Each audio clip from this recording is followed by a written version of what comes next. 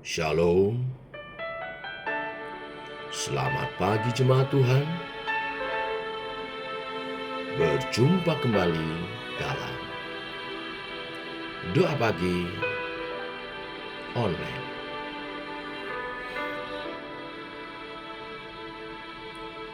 Mata kami tertuju padamu, kekuatanku hanya di dalam-Mu. Erat dalam dekap-Mu, terlebih di saat aku mengerti.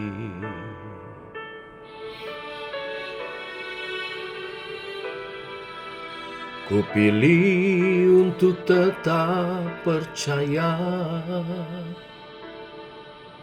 kupilih untuk tetap menyembah-Mu. Kau pernah menolongku, Kau punya 1000 cara tuh angkatku.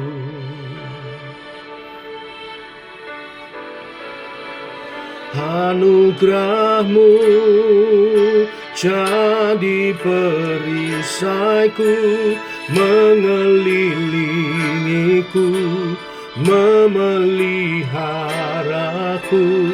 Anugerah-Mu untuk seumur hidupku. Ada saat yang lain pergi, anugerah-Mu jadi perisaiku, mengelilingiku, memeliharaku. Anugerah-Mu untuk seumur hidupku terjadi dalam hidupku.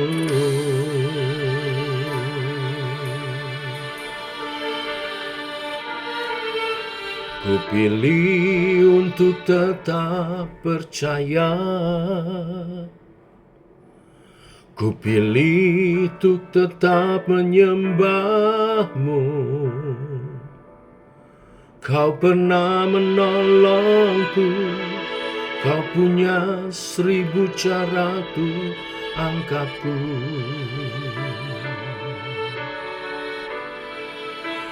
Anugerah-Mu jadi perisaiku, mengelilingiku, memeliharaku. Anugerah-Mu untuk seumur hidupku. Ada saat yang lain pergi, anugerah-Mu jadi perisaiku, mengelilingiku, memeliharaku. Anugerah-Mu untuk seumur hidupku terjadi dalam hidupku.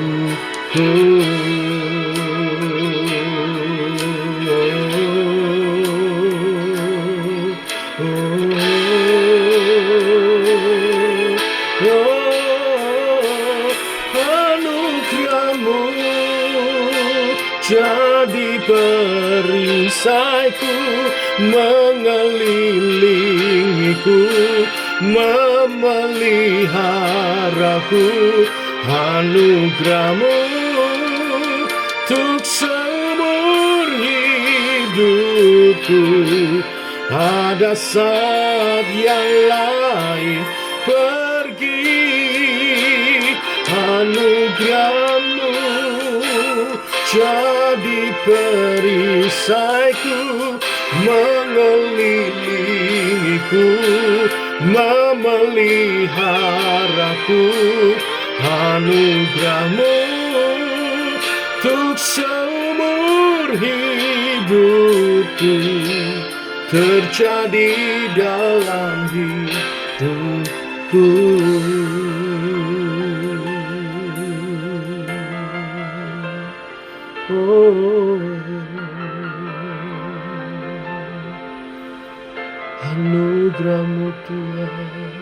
bagiku.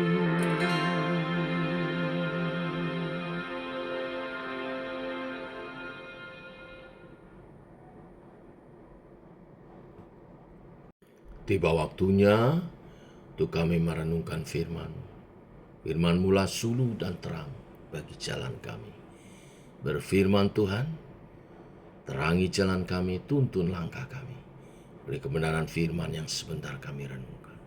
Dalam nama Tuhan Yesus Kristus. Amin. Bapak Ibu, kita lanjutkan renungan firman. Pada pagi hari ini, Markus pasal 11, ayat 20 sampai 26. Demikian firman Tuhan. Pagi-pagi ketika Yesus dan murid-muridnya lewat, mereka melihat pohon ara tadi sudah kering sampai ke akar-akarnya. Maka teringatlah Petrus akan apa yang terjadi. Lalu ia berkata kepada Yesus, "Rabi, lihatlah, pohon ara yang kau kutuk itu sudah kering." Yesus menjawab mereka, "Percayalah kepada Allah. Aku berkata kepadamu, sesungguhnya barang siapa berkata kepada gunung ini, beranjaklah dan tercampaklah ke dalam laut, asal tidak bimbang hatinya, tetapi percaya bahwa apa yang dikatakannya itu akan terjadi, maka hal itu akan terjadi baginya.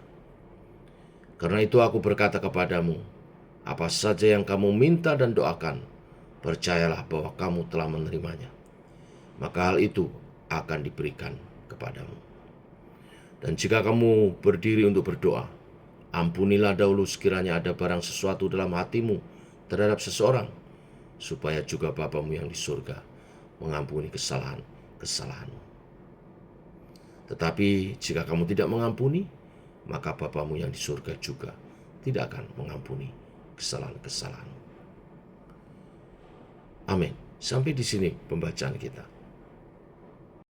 Bapak Ibu, di perikop sebelumnya, tepatnya di ayat 12 sampai 14, dikisahkan di sana Yesus mengutuk pohon ara karena dijumpai pohon itu tidak berbuah.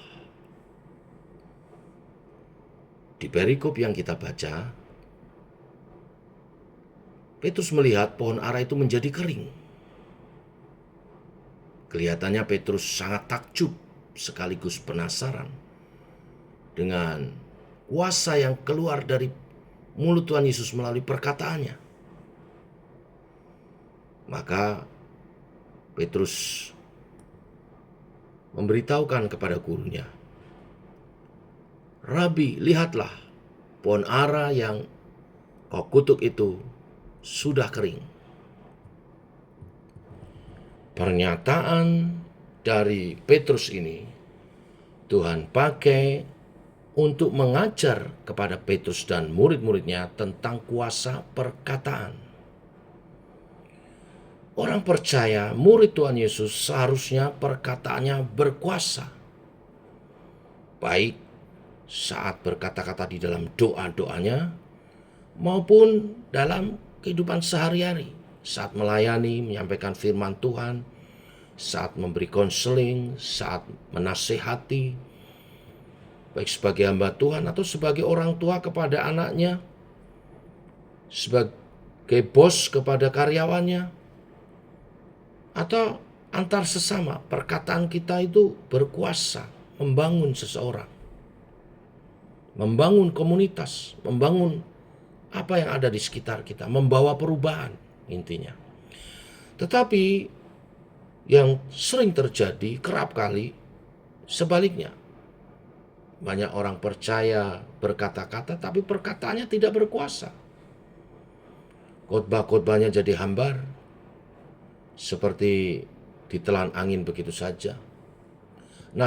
Nasihatnya tidak didengar, tidak dipatuhi. Saat menyampaikan nasihat, sepertinya orang menerima tetapi tidak dilakukan. Tidak ada kuasa yang mengubahkan. Orang tua memberi nasihat kepada anak-anaknya, tapi anak-anaknya tidak berubah. Atau doa-doa yang dinaikkan, dipanjatkan, tetapi sepertinya tidak ada kuasanya di sana. Mengapa? Nah, Yesus mengajar kuasa perkataan itu nyata bila kita perkatakan dengan dua hal. Yang pertama dengan iman percaya. Berkata-katalah dengan iman percaya. Yesus mengajarkan kepada murid-muridnya. Dikatakan ayat 24, karena itu aku berkata kepadamu, apa saja yang kamu minta dan doakan, percayalah bahwa kamu telah menerimanya, maka hal itu akan diberikan kepadamu. Baik perkataan maupun doa kita, jika kita perkatakan dengan percaya, iman percaya kepada Tuhan, sungguh-sungguh, maka hal itu akan diberikan kepadamu. Tetapi yang menarik, ada poin keduanya. Dan ini yang menurut saya jadi titik berat pada renungan kita pagi hari ini. Ayat 25, 26. Dan jika kamu berdiri untuk berdoa, ampunilah dahulu sekiranya ada barang siapa sesuatu dalam hatimu terhadap seseorang, supaya juga Bapamu yang di surga mengampuni kesalahan-kesalahanmu. Yang kedua, yang membuat perkataan kita berkuasa, yaitu kalau hati kita bersih. Saat berdoa, saat berkata-kata, memberi nasihat, hatimu mesti bersih. Tuhan bahkan mengingatkan ketika kamu berdiri untuk berdoa, ampunilah dahulu sekiranya ada barang sesuatu di hatimu mengganjal terhadap seseorang. Bereskan dulu.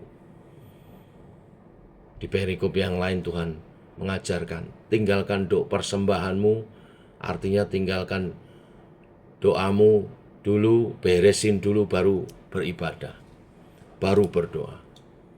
Nah, seringkali terjadi kita berpikir rajinnya kita berdoa, intensitas kita berdoa, doa kita panjang, lama, itu yang mengabulkan doa-doa kita. Oh, ternyata tidak. Yang membuat Tuhan mengabulkan doa adalah perkenanan Dia terhadap setiap umatnya, dan itu dipengaruhi dari hati umatnya. Perkenanan Tuhan itu timbul ada pada hati yang bersih. Jadi bukan yang doa lama-lama, yang doanya kata-katanya hebat, ya itu tidak salah, tapi bukan itu yang mengabulkan. Yang mengabulkan itu pertama iman percaya, yang kedua hati yang bersih.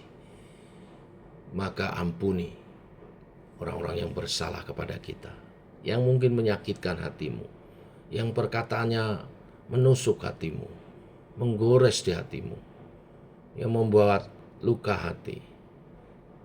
Kita lepaskan pengampunan. Minta sebelum kita naikkan doa-doa. Yesus jamah kasih-Nya di hati kita. Dia basuh hati kita oleh bilur-bilurnya, sembuh. Saat hati kita bersih, doa-doa kita dahsyat. Inilah berita firman hari ini. Kuasa perkataan, baik dalam doa, dalam nasihat-nasihat, dalam khotbah firman Tuhan yang diberi, dalam kita bertutur kata, dalam kita melobi bisnis, berkomunikasi dengan yang berkuasa, membawa perubahan, membawa dampak. Kalau kita perkatakan dengan iman percaya. Dan tentunya iman percaya, perkataan yang kita sampaikan sesuai kehendak Tuhan. Dan yang kedua, kita perkatakan dengan hati yang bersih. Tuhan memberkati. Mari kita berdoa. Bapa, kami mengucap syukur oleh kasih dan anugerah-Mu.